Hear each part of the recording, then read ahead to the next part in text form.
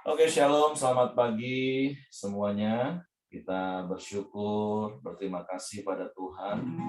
Pagi hari ini kita boleh bertemu lagi, untuk boleh bersama-sama menyembah Tuhan, bersama-sama memuji Tuhan, meninggikan Tuhan, dan kita belajar kebenaran firman Tuhan. Bapa, kami bersyukur, kami berterima kasih kepadamu pagi hari ini. Kalau pagi hari ini kami boleh bangun lagi dengan tubuh yang diberkati, dengan kekuatan kesehatan yang baru yang datang daripadamu.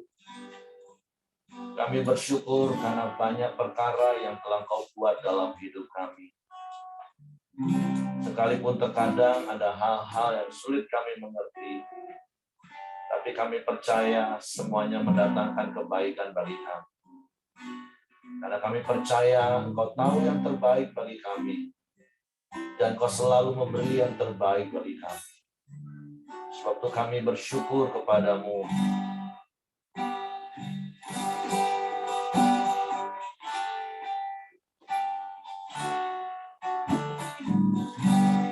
Banyak yang Kau berbuat di dalam hidup, rancangan indah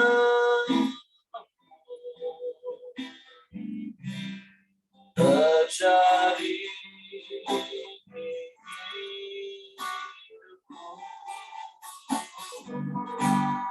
Apa yang Kau mengerti,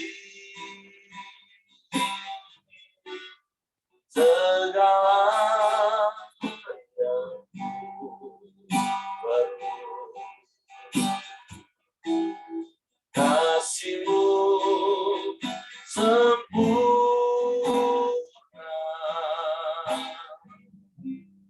nyata dalam hidupku.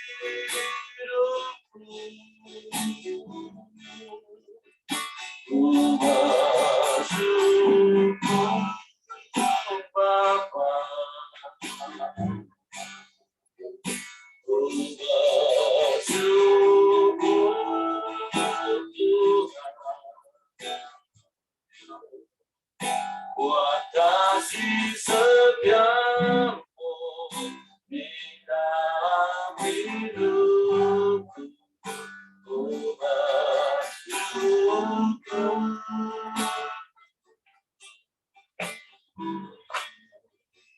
ku bersyukur Bapa, ku bersyukur Tuhan, buat kasih setiamu di dalam hidupku. Ku bersyukur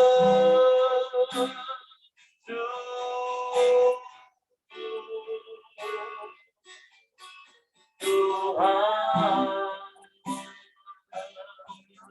Kami bersyukur buat banyak hal yang Kau buat dalam hidup kami Tuhan. Banyak hal Kau berbuat di dalam hidup, rancangan indah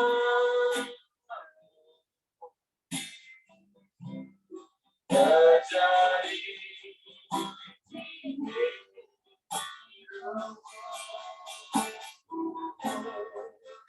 Ku bersyukur Bapa, ku bersyukur Tuhan, buat kasih setiamu di dalam hidup.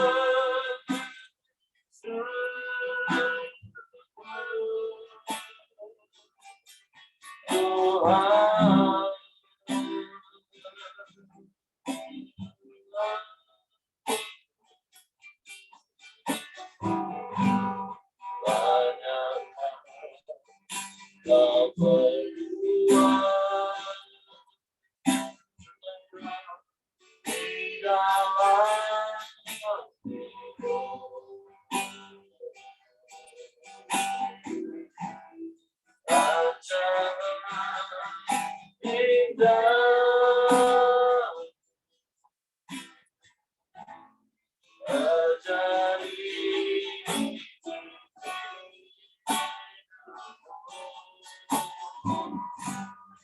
Apa yang mengerti segalanya ku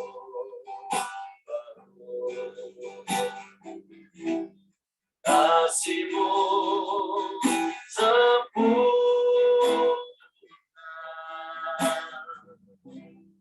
nyata dalam hidupku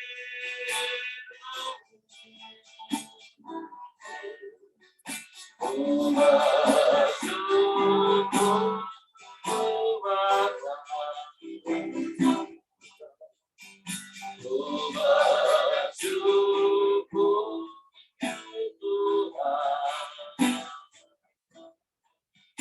Wah kasih setiamu di dalam hidupku, ku bersyukur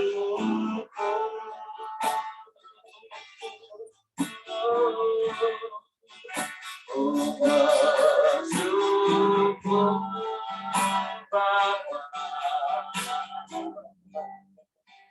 ku bersyukur Tuhan, Wah kasih setiamu di dalam hidupku, ku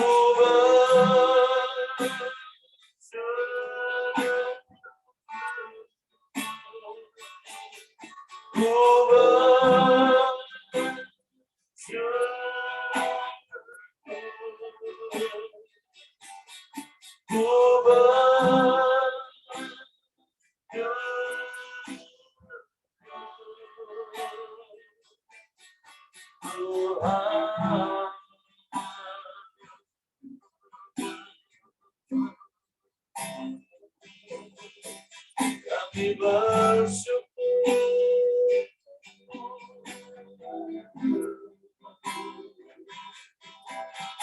kami bersyukur, Engkau baik, kami bersyukur,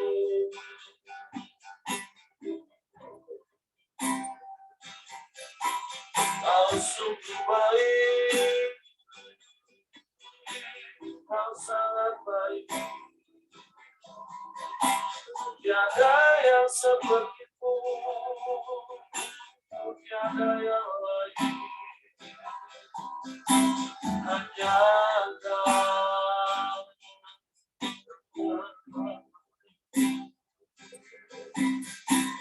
Kau selalu baik dalam semua yang Kau buat, Tuhan. Kami mau berkata Kau baik. Terima kasih.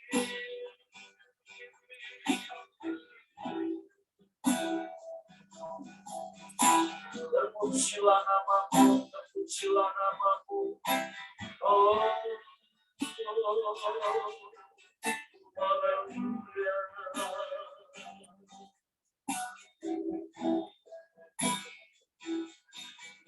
Kami sembah Engkau,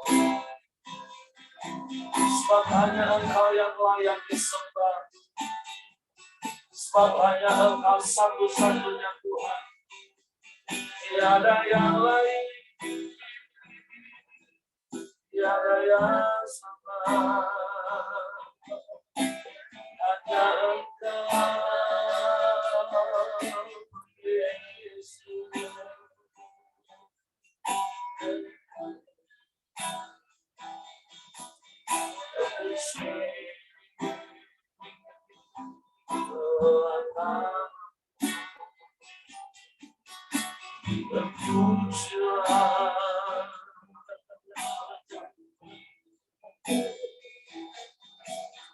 Engkau baik, Engkau baik, Engkau baik, Engkau sungguh baik, Engkau sangat baik.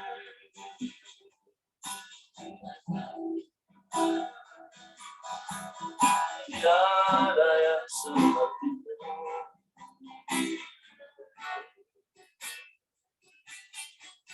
Tiada yang lain. Tiada yang sama. Hanya Kau.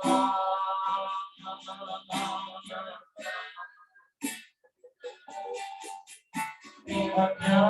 Kau.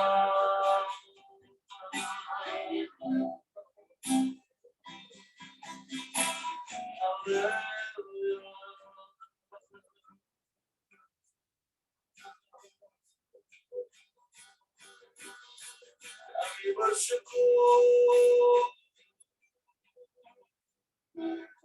kami bersyukur.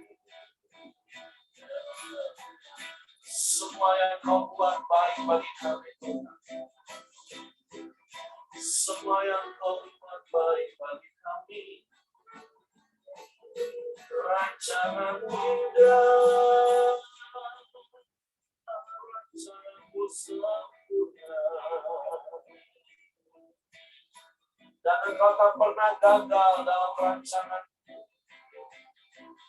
Sebab Engkau Allah yang berdaulat penuh atas hidup kami. Sebab itu kami mempercaya padamu. Mempercayakan hidup kami padamu. Sepenuhnya. Sepenuhnya. Sebab kami aman dalam-Mu. Sebab kami tenang di dekat-Mu. Sebab itu kami mau terus tinggal di dalam-Mu, Tuhan. Dan firman-Mu di dalam kami. Menguasai kami. Kami bersyukur. Kami bersyukur. Kami sembah. Kami sembah.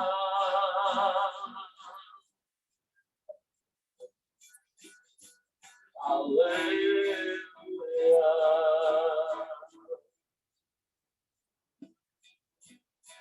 Haleluya.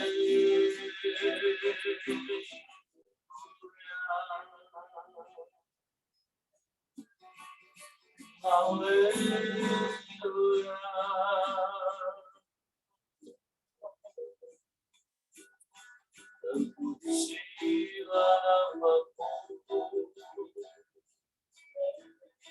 Terpujilah namamu.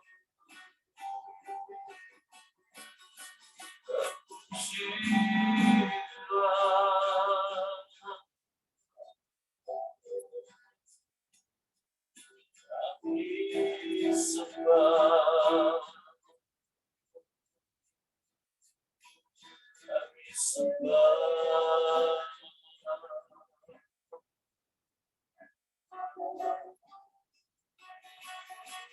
Kami sembah. Sungguh hanya dekat Engkau kami tenang. Sungguh hanya tinggal di dalam-Mu kami aman. Sekalipun di tengah badai, kami aman di dalam-Mu, Tuhan. Sebab Engkau yang menyertai kami. Engkau yang menjagai langkah-langkah kami. Engkau yang memimpin menuntun. Kami bersyukur.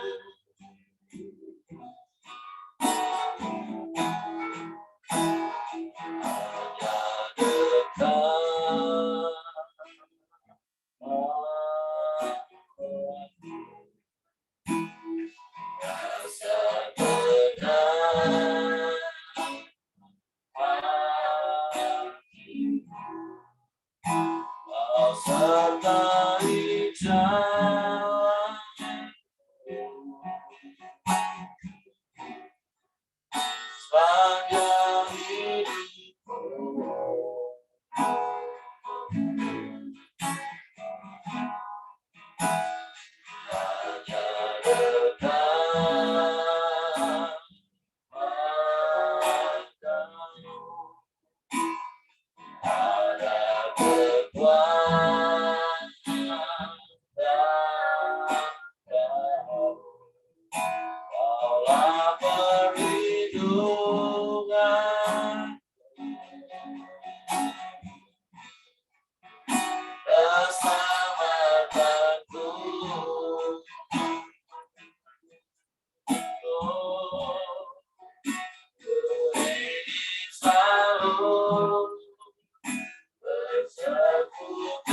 dengar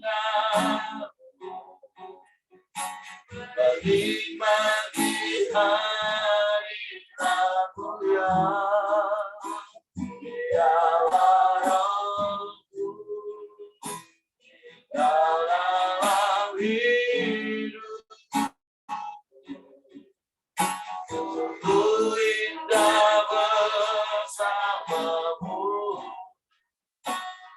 selamanya.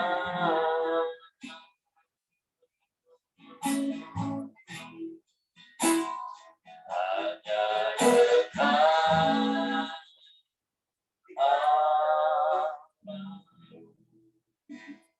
rasa tenang hatiku, kau sertai jalanku sepanjang hidupku.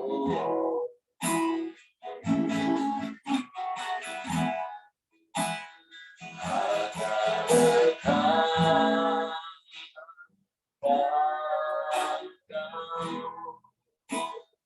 ada kekuatan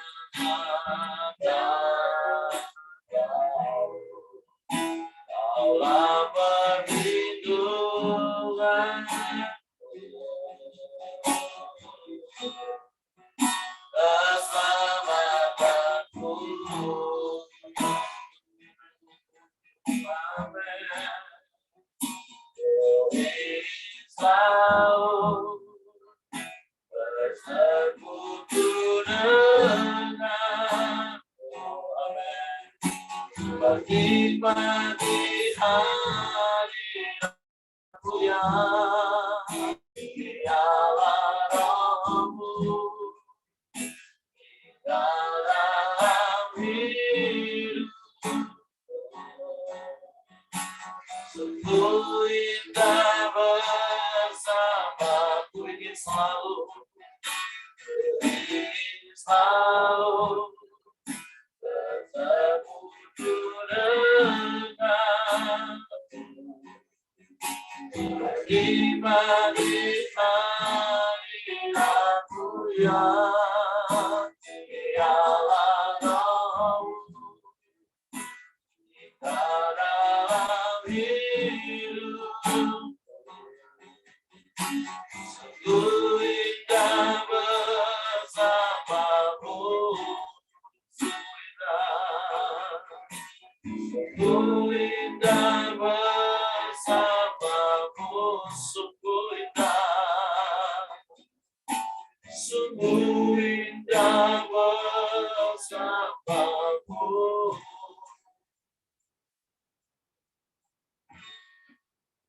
Selamanya.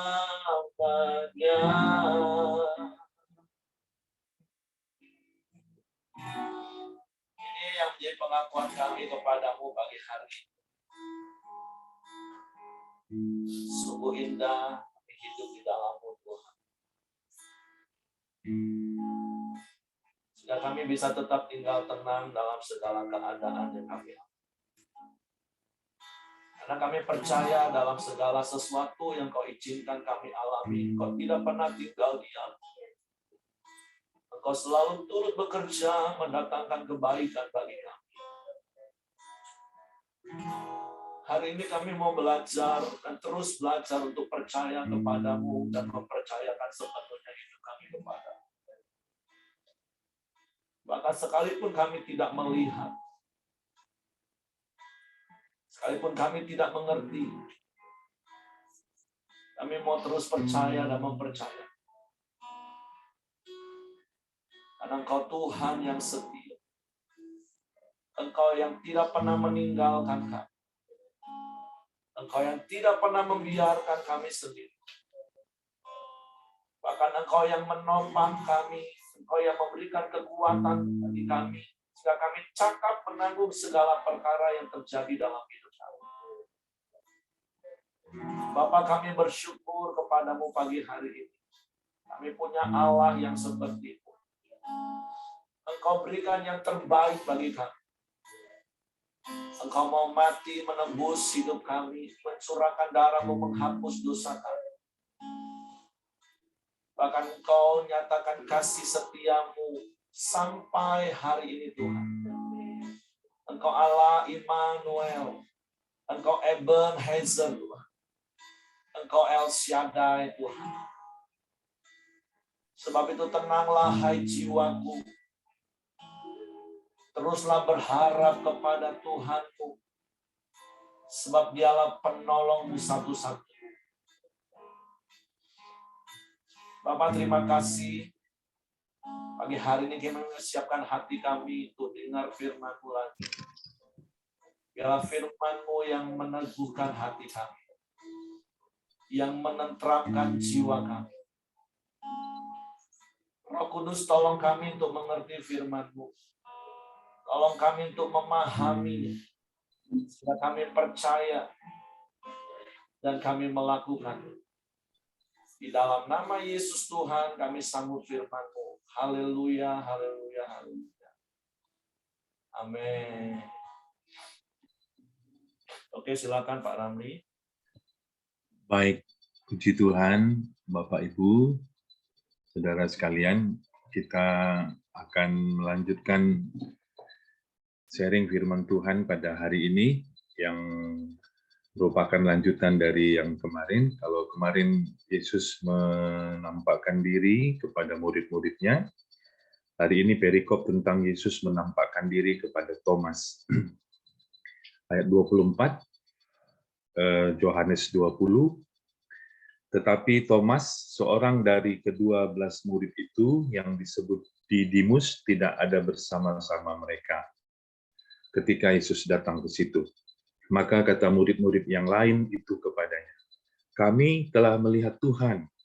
Tetapi Thomas berkata kepada mereka, sebelum aku melihat bekas paku pada tangannya dan sebelum aku mencucukkan jariku ke dalam bekas paku itu dan mencucukkan tanganku ke dalam lambungnya, sekali-kali aku tidak akan percaya. 8 hari kemudian murid-murid Yesus berada kembali dalam rumah itu dan Thomas bersama-sama dengan mereka. Sementara pintu-pintu terkunci, Yesus datang dan Ia berdiri di tengah-tengah mereka dan berkata, damai sejahtera bagi kamu. Kemudian Ia berkata kepada Thomas, taruhlah jarimu di sini dan lihatlah tanganku. Ulurkanlah tanganmu dan cucukkan ke dalam lambungku dan jangan engkau tidak percaya lagi, melainkan percayalah. Thomas menjawab dia, ya Tuhanku dan Allahku. Kata Yesus kepadanya, karena engkau telah melihat aku, maka engkau percaya. Berbahagialah mereka yang tidak melihat, namun percaya. Ya, ini tentu saja sebuah perikop yang sudah sangat familiar dengan kita, ya.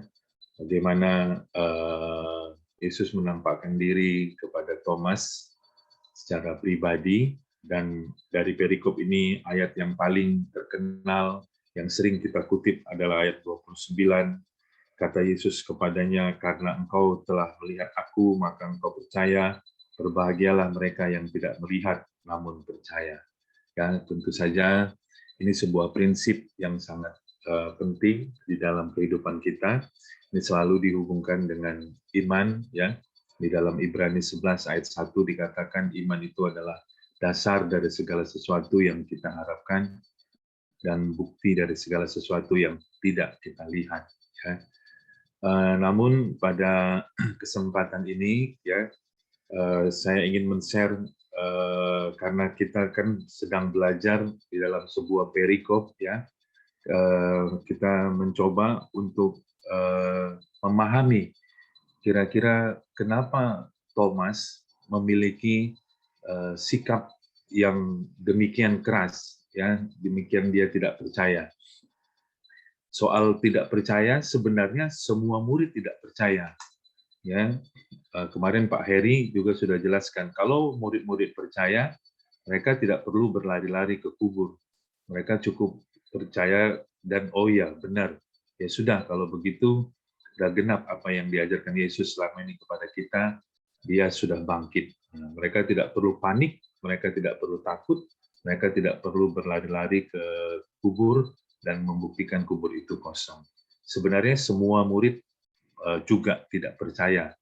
Tetapi kenapa Thomas begitu keras? Ya, kalau kita lihat pernyataannya, dikatakan sebelum aku melihat bekas paku pada tangannya dan sebelum aku mencucukkan jariku ke dalam bekas paku itu dan mencucukkan tanganku ke dalam lambungnya, sekali-kali aku tidak akan percaya.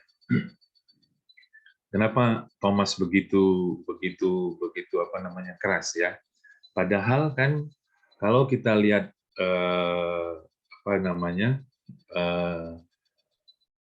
komentar-komentar Thomas di dalam Alkitab, ya kita bisa melihat bagaimana kira-kira kepribadiannya. Ya, sebagai contoh misalnya cerita tentang Lazarus yang dibangkitkan oleh Tuhan Yesus. Ya, pada waktu itu akhirnya Yesus mengajak murid-muridnya ke Judea, tempat Lazarus berada pada waktu itu, tempat Lazarus tinggal. Sementara kan kita tahu bahwa Judea adalah tempat di mana orang-orang membenci Yesus, ya, ingin menangkap Yesus, tempat yang berbahaya, ya. Artinya kalau Yesus kembali ke Judea, Yesus bisa ditangkap dan bisa dibunuh. Tapi Yesus mengajak mereka balik ke sana untuk bertemu dengan keluarga Lazarus dan menyembuhkan atau membangkitkan Lazarus. Kemudian Thomas berkomentar di dalam Yohanes 11 ayat 16, saya bacakan. Lalu Thomas yang disebut Didimus berkata kepada teman-temannya, yaitu murid-murid yang lain, marilah kita pergi juga untuk mati bersama-sama dengan dia. Jadi kata Thomas kepada murid-muridnya, dia mengajak murid-muridnya yang lain, ayo kita ikut, biar kita mati bersama Yesus di sana. Ya, ini membuktikan kesetiaan Thomas kepada Yesus. Dia cukup radikal, ya, dia cukup setia, ya, dia siap menyerahkan nyawanya juga untuk mati bersama-sama dengan Yesus. Itu menunjukkan karakter Thomas yang cukup setia. Tetapi di perikop ini Thomas tidak percaya bahwa Yesus bangkit. Nah, kenapa demikian? Ada kemungkinan, ya, ada pendapat atau ada kemungkinan bahwa Thomas kecewa. Kenapa Yesus harus mati? Dia kecewa kenapa Yesus harus mati. Tidak seperti yang dia harapkan atau tidak seperti yang dia dapat pikirkan atau tidak seperti yang dia pertimbangkan, dia mengerti selama ini. Yang kedua, dia kecewa juga ketika Yesus menampakkan dirinya kepada murid-muridnya saat dia tidak bersama dengan murid-muridnya pada waktu itu. Ya, jadi ketika murid-murid memberitahukan, bersaksi kepada Thomas bahwa mereka telah melihat Tuhan, dia tidak percaya, dia kecewa, dia tidak percaya maksud saya. Ya. Jadi pelajarannya apa yang bisa kita pelajari, bahwa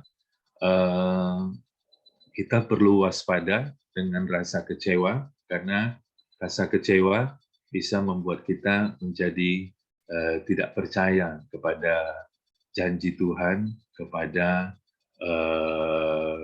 firman Tuhan, kepada apa yang Tuhan sudah nyatakan di dalam kehidupan kita. Kadang-kadang kita mungkin sering menghakimi Thomas ini menjadi orang yang tidak percaya, padahal sebenarnya pelajaran tentang Thomas ini mewakili banyak di antara kita. Ya, kita orang yang sudah percaya, ya sudah lahir baru, tapi sering kadang-kadang, ya, udah sering kadang-kadang ya, sering di dalam hati kita, ya, karena begitu banyak masalah, ya, karena apa yang kita harapkan ya tidak sesuai yang dengan kenyataan, sering juga kita menjadi kecewa. Dan di saat kecewa itulah kita menjadi tidak percaya kepada firman Tuhan, kepada janji Tuhan. Nah, hari ini saya ingin sharing tentang hal ini, ya. Apa obatnya kecewa? Yang obatnya kecewa, ya, sama seperti cerita dalam perikop ini adalah mengalami perjumpaan pribadi dengan Tuhan. Ya, jadi Thomas tidak dia obat kecewa dia itu dia ingin bertemu langsung dengan Tuhan. Dia ingin bertemu secara pribadi dengan Tuhan. Tidak seperti kata murid-murid, kata orang, katanya begini. Dia tidak ingin seperti itu. Dia ingin berjumpa langsung sebenarnya dengan Tuhan. Dia ingin meraba Tuhan, bahwa Tuhan itu nyata, Tuhan itu ada. Itulah sebenarnya obat kekecewaan yang apa namanya, yang Tuhan sediakan atau yang Thomas butuhkan sebenarnya. Jadi dia ingin berjumpa langsung, mengalami perjumpaan dengan Tuhan. Kita tahu prinsipnya adalah setiap orang yang berjumpa dengan Tuhan pasti mengalami perubahan, pasti mengalami pemulihan, pasti mengalami kesembuhan. Ya, sebagai contoh misalnya Saulus yang dulunya begitu berkobar-kobar, membenci dan mengejar murid-murid Tuhan, tapi ketika dia berjumpa dengan Tuhan dalam perjalanan ke Damsyik, ya, dia mengalami perubahan yang luar biasa. Hatinya yang dulunya seperti hati serigala, tapi menjadi hati gembala, ya, yang sangat mengasihi jemaat atau orang-orang yang sudah dia layani. Ya. Jadi setiap orang yang berjumpa dengan Tuhan pasti mengalami perubahan hidup. Demikian juga Thomas. Ya, ketika dia berjumpa dengan Tuhan secara pribadi, bukan apa kata murid, ya, dia mengalami perubahan hidup. Di dalam ayat 27, kemudian ia atau Yesus berkata kepada Thomas, taruhlah jarimu di sini dan lihatlah tanganku, ulurkanlah tanganmu dan cucukkanlah ke dalam lambungku, dan jangan engkau tidak percaya lagi, melainkan percayalah. Dan Thomas seketika menjawab, ya, Thomas menjawab dia, ya Tuhanku dan Allahku. Dan dia langsung percaya bahwa itulah Tuhan dan itulah Allah. Ketika dia berjumpa dengan Tuhan, dia mengalami perubahan. Ya. Nah, ini pertanyaan yang perlu kita renungkan pada hari ini. Ya. Kapankah kita terakhir berjumpa secara pribadi dengan Tuhan? Ya. Bisa saja kita ada dalam gereja, bisa saja kita ada di dalam pelayanan, tapi mungkin hati kita sudah lama kering, ya. Kita tidak berjumpa lagi dengan Tuhan secara pribadi, ya. Kapankah terakhir kita meneteskan air mata, menangis? Kenapa? Karena berjumpa dengan Tuhan. Thomas ketika menyentuh jari Tuhan, menyentuh lambungnya, sebenarnya dia sedang berjumpa dengan salib, ya. Jadi ayo Bapak Ibu, teman-teman semua, ya, setiap hari kita harus berjumpa dengan salib. Setiap hari kita harus berjumpa dengan pengorbanan Tuhan, supaya kita mengalami perubahan dan mengalami kepastian di dalam hidup kita. Ya, yang terakhir yang ingin saya share adalah bagaimana caranya kita bisa berjumpa dengan Tuhan. Ya, nah. Saya ingin kita share di dalam Yohanes 14, ayatnya yang ke-21, dikatakan seperti ini, barang siapa memegang perintahku dan melakukannya, dialah yang mengasihi aku, dan barang siapa mengasihi aku, ia akan dikasihi oleh Bapa-Ku, dan aku pun akan mengasihi dia, dan akan menyatakan diriku kepadanya. Jadi dikatakan, barang siapa memegang perintahku dan melakukannya. Kalau versi terjemahan firman Allah yang hidup, langsung dikatakan di situ, barang siapa taat kepadaku. Itu ya, barang siapa taat kepadaku, ya. Kemudian dikatakan, ia akan dikasihi oleh Bapa-Ku, dan aku pun akan mengasihi dia dan akan menyatakan diriku kepadanya. Jadi kepada orang yang taat kepada firman Tuhan, ya, Tuhan itu menjadi nyata di dalam hidupnya. ya, dia bisa berjumpa dengan Tuhan. Jadi ternyata ya kunci kalau kita mau berjumpa dengan Tuhan, kalau kita mau mengalami perjumpaan yang pribadi dengan Tuhan, maka tidak lain tidak bukan rahasianya adalah kita taat melakukan firman Tuhan. Di saat kita taatlah kita akan berjumpa dengan Tuhan. Ketika sulit bagi kita untuk mengampuni orang yang mengkhianati kita, tapi ketika kita mau taat melepaskan pengampunan, disitulah kita berjumpa dengan Tuhan, berjumpa dengan kasih-Nya, berjumpa dengan salib-Nya. Jadi rahasianya adalah kalau kita mau mengalami perjumpaan dengan Tuhan, maka kita harus memiliki ketaatan kepada firman-Nya. Ya, jadi apa kesimpulan daripada perikop ini? Kita bisa mengambil beberapa pelajaran. Yang pertama adalah hati-hati dengan kekecewaan. Jangan simpan kekecewaan, jangan beri ruang kepada kekecewaan. Kekecewaan itu adalah menurut saya sebuah pilihan. Ya, setiap hari kita bisa kecewa, tapi kita juga bisa memilih untuk tidak kecewa. Suatu kali Yohanes Pembaptis mulai ragu tentang apakah benar Yesus ini adalah Mesias. Dia utus murid-muridnya untuk bertanya, benarkah kamu yang akan datang itu? Yesus menjawab kepada murid-murid Yohanes, pergilah kepada Yohanes, ceritakan apa yang kamu lihat, mujizat-mujizat yang terjadi. Kemudian Yesus mengatakan di dalam Lukas 7 ayat 23, dan berbahagialah orang yang tidak menjadi kecewa dan menolak aku. Jadi mengerikan, orang yang kecewa bisa menolak Tuhan. Sama seperti Thomas, ketika dia kecewa, dia menolak percaya kepada Tuhan yang sudah bangkit. Jadi ini tentu relevan, ya, peristiwa ini relevan dengan ayat yang ke-29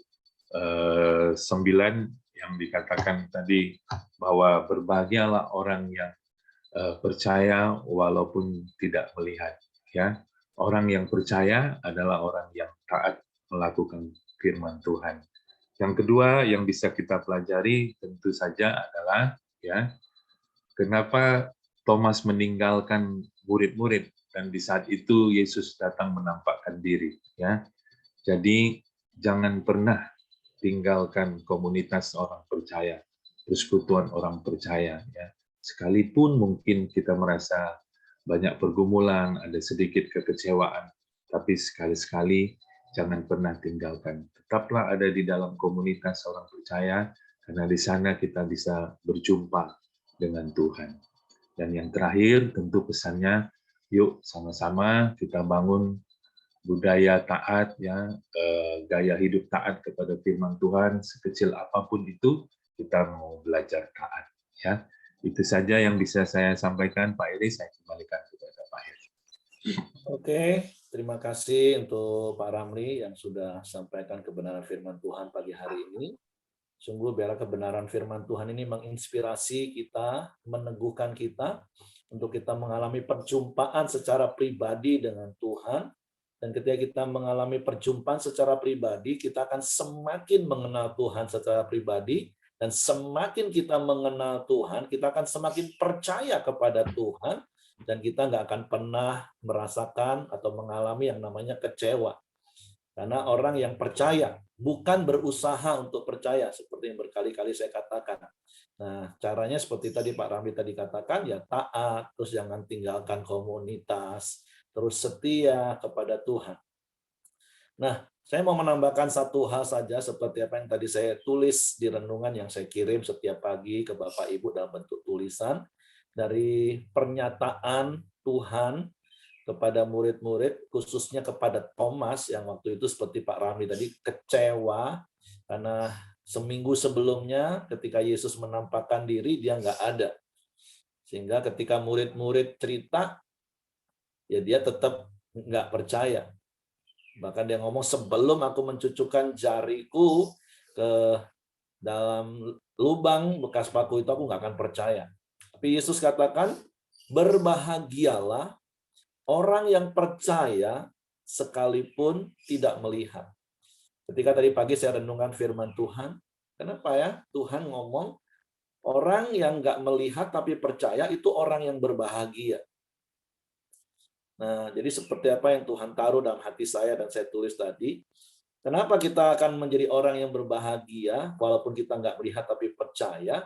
Karena itu akan membuat kita tenang.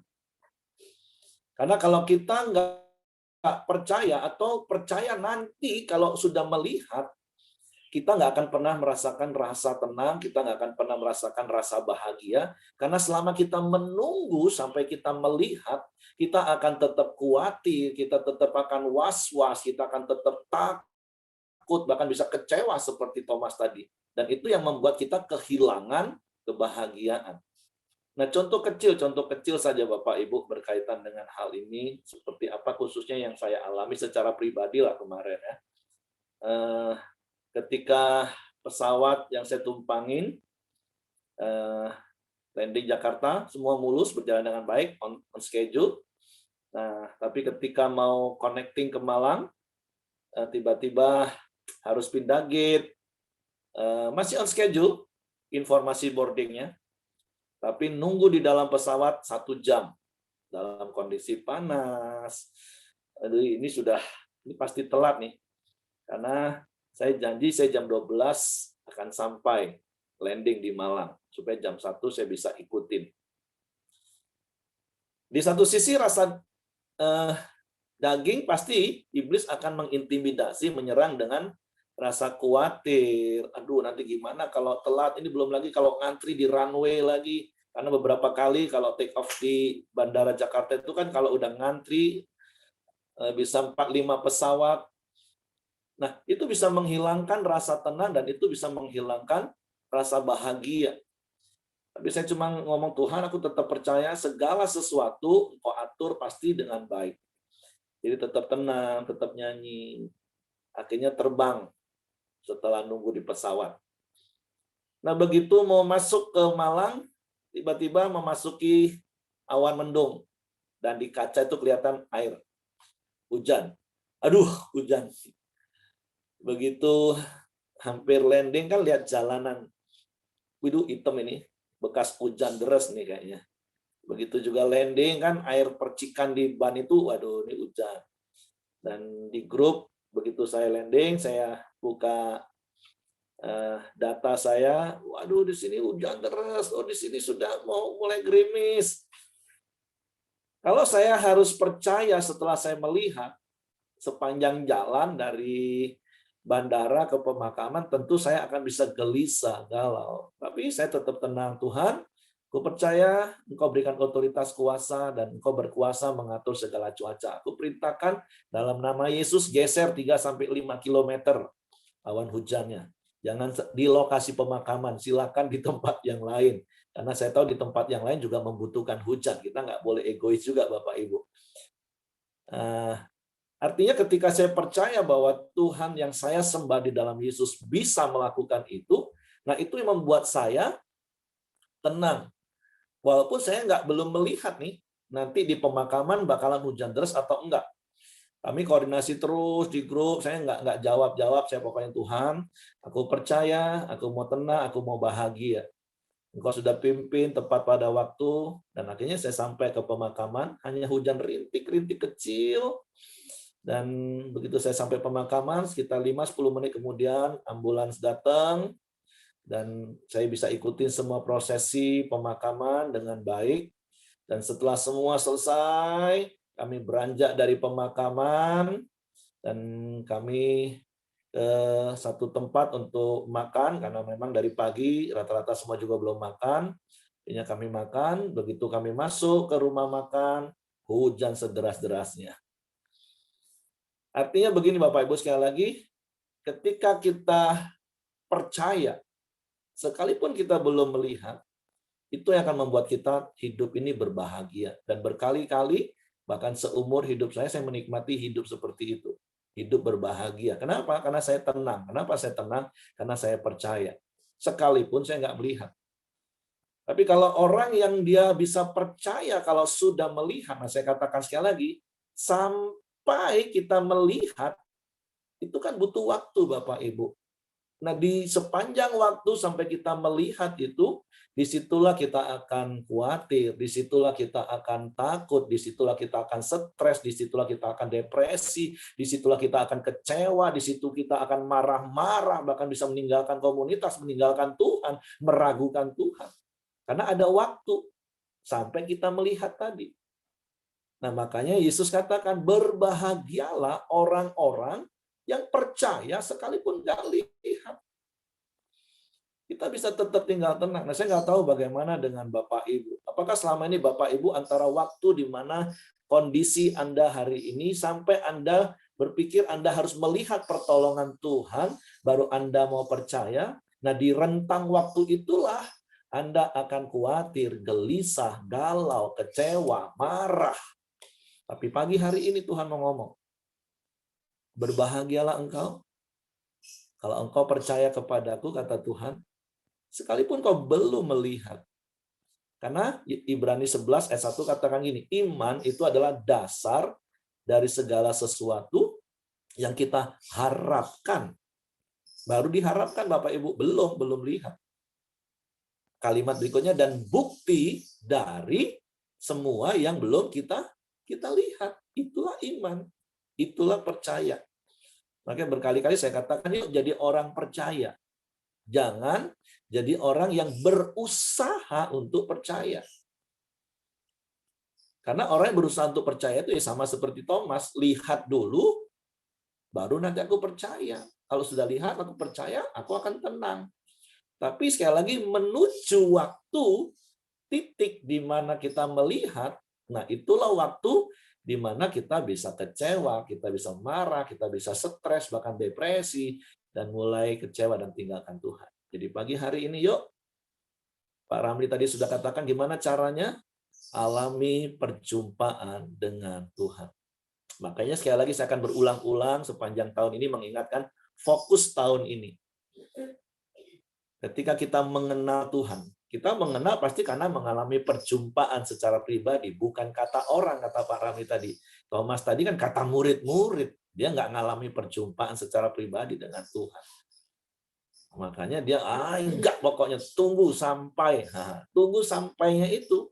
1 minggu saya percaya Thomas itu galau. Karena saya percaya begitu seminggu sebelumnya murid-murid mengalami perjumpaan dengan Tuhan, pasti mereka langsung kasih tahu Thomas, mereka cari Thomas, mana nih Thomas, ya dikasih tahu, Yesus bangkit. Tapi sepanjang minggu itu Thomas ngomong pokoknya, kalau sudah ngomong pokoknya sebelum aku lihat, gak bakalan percaya. Dan saya tahu, dan saya bisa rasakan, bayangin 1 minggu lah untuk ukuran Thomas. Kalau Bapak Ibu, saya nggak tahu berapa lama Bapak Ibu seperti itu. Tapi saya sih berharap nggak ada yang seperti itu lagi Bapak Ibu. Saya berharap Bapak Ibu jadi orang yang percaya walaupun belum melihat. Oke, itu saja yang saya tambahkan Bapak Ibu. Yuk terus mengenal Tuhan, sehingga kita jadi pribadi yang kuat, fokus kita tahun ini. Dan akhirnya kita bisa bertindak. Oke, Tuhan memberkati. Dan berkaitan dengan hal itu, sekali lagi, kami atas nama keluarga mengucapkan terima kasih buat perhatian, doa, support yang Bapak Ibu, teman-teman Korang Deo yang beri. Papi mau ngomong? Enggak ngomong. Oke, jadi silakan Bapak Ibu kalau ingin menambahkan sesuatu sebelum saya serahkan kepada Hengki. Ya, Pak Ong, kami turut berduka cita ya. Ya, terima kasih. Ya Pak. Cuman kami nggak bisa ke Malang Pak. Ya. Ini masih banyak kerjaan di sini. Ya. Pak Heri nanti kalau mau pulang singgah silakan Pak, kami itu. Kami atur dulu. Ya, semua keluarga kiranya Tuhan memberi penghiburan ya. Amin. Untuk kita yang masih di bumi ini memang perlu penghiburan terus dari Tuhan. Kalau Ibu Teti sudah bahagia bersama Tuhan di sana. Ya, dan berkati Pak. Terima kasih Pak. Amin. Ya, oke, terima kasih Bu Wiyanti dan tentu semua teman-teman yang ada. Oke, kalau tidak ada, mari renungkan firman Tuhan pagi hari ini. Kalau engkau mau jadi orang yang berbahagia, yuk, jangan seperti Thomas, belajarlah percaya dan mempercayakan hidupmu kepada Tuhan, sehingga engkau bisa tetap tinggal tenang dalam segala keadaan, dan itu yang membuat engkau tetap berbahagia dalam keadaan apapun. Tarik nafas, nyanyi hatiku percaya. Nanti iblis akan sodorin lagi rasa khawatir. Enggak, hatiku percaya. 5 menit lagi, iblis akan sodorin lagi pikiran-pikiran buat kita khawatir. Makanya berkali-kali saya katakan, diserang rasa khawatir itu normal. Tapi hidup dalam kekhawatiran itu abnormal. Jadi, come on, jadilah orang yang berbahagia, karena kita percaya kepada Tuhan. Kenapa kita percaya kepadanya? Karena kita mengalami perjumpaan secara pribadi, kita mengenal dia secara pribadi, dan semakin hari semakin mengenal dia. Karena saya percaya tentunya udah terlalu banyak hal yang Tuhan sudah buat dalam hidup kita. Oke, silakan Heng. Terima kasih. Di saat kita mengenal Tuhan, otomatis hidup kita pun diubah, dan juga karakter kita dirubah. Bahkan penampilan kita pun diubah sama Tuhan, menjadi lebih muda, lebih bergairah, seperti Pak Simon, Bu Mirianti, bahkan Pak Ramli juga semakin cerah juga hari demi hari. Nah, oke, terima kasih. Mari kita masuk dalam doa di pagi hari ini. Silakan Joni.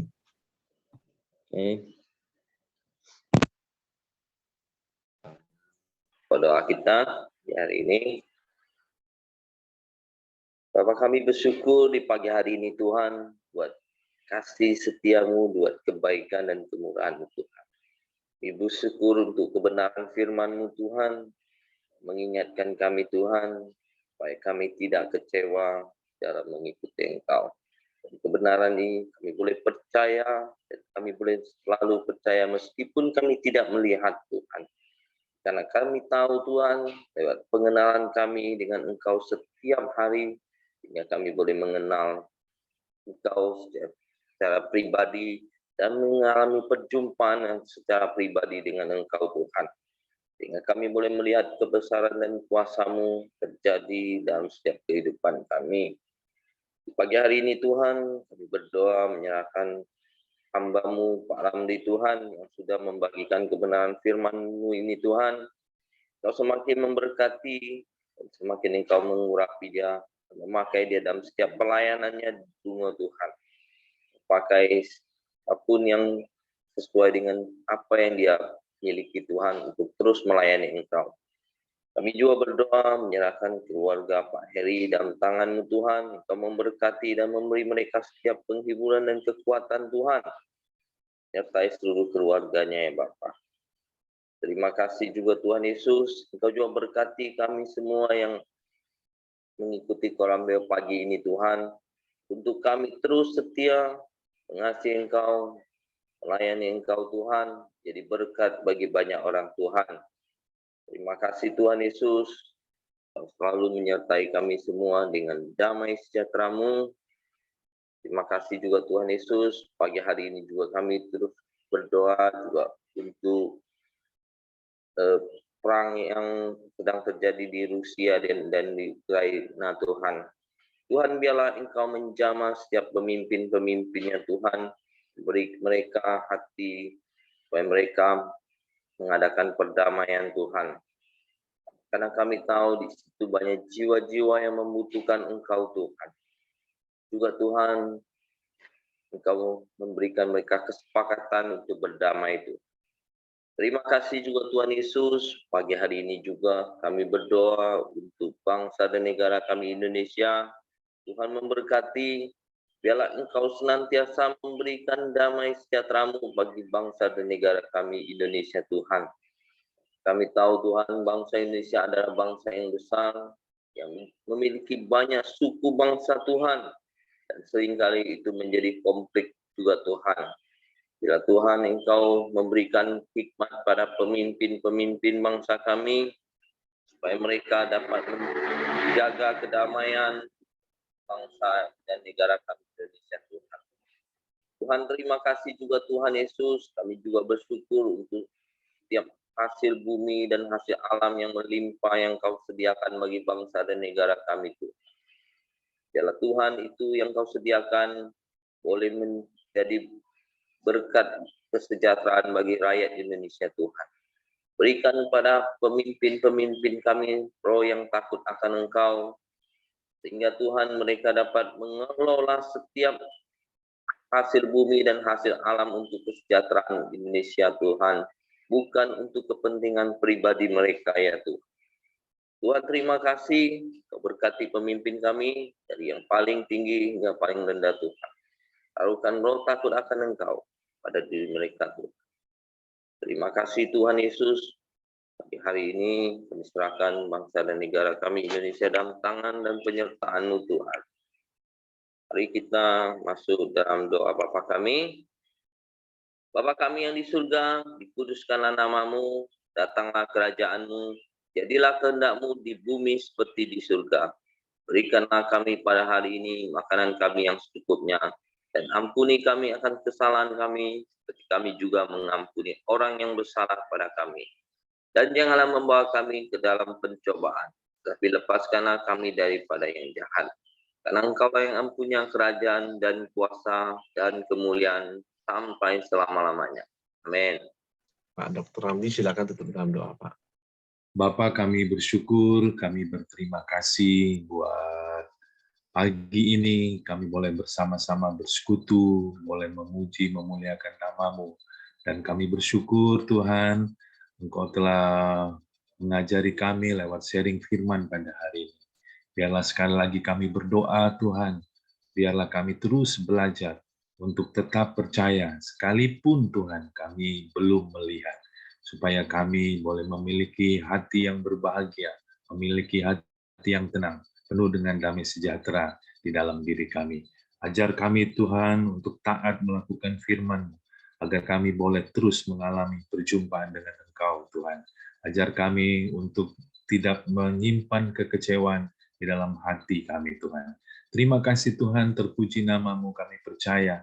Ketika kami sudah mendengarkan firman-Mu, kami simpan dalam hati kami, dan kami mau praktekkan dalam hidup kami, maka janji-janji-Mu akan tingkatlapi dalam seluruh kehidupan kami. Kami serahkan hidup kami sekali lagi Tuhan ke dalam tangan-Mu. Dan pada kesempatan ini, biarlah Tuhan kiranya yang memberkati seluruh kehidupan kami, menjaga kami, memberikan kesehatan, umur yang panjang, menyertai kami di dalam pekerjaan kami, apapun itu bisnis kami Tuhan, pelayanan kami, keluarga kami, anak-anak kami serahkan ke dalam tangan Tuhan. Kami percaya Tuhan, dan pada pagi ini kami boleh terima berkat-Mu, kasih karunia yang daripada Allah Bapa, damai sejahtera daripada Tuhan Yesus, serta persekutuan yang manis bersama dengan Allah Roh Kudus, menyertai kami hari ini sampai selama-lamanya. Di dalam nama Tuhan Yesus kami sudah berdoa dan mengucap syukur. Haleluya. Amin. Oke, semangat pagi, selamat beraktivitas, Tuhan memberkati.